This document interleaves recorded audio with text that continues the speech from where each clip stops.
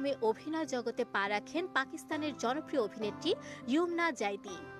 নাটকে দারুণ সাফল্যের পর তিনি মনোযোগ দেন সিনেমায়।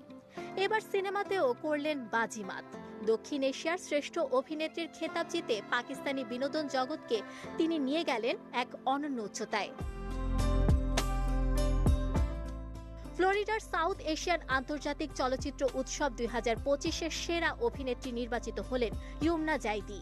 উৎসবে পাকিস্তানি সিনেমা নায়াব নাম ইয়াদ রাখনা শ্রেষ্ঠ ফিচার ফিল্ম পুরস্কারের জন্য নির্বাচিত হয়।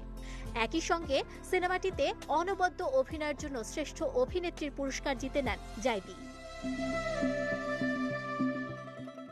এর আগে ছবিটি 2024 সালের কান চলচ্চিত্র উৎসবে দুটি সম্মাননাজনক পুরস্কার লাভ করে।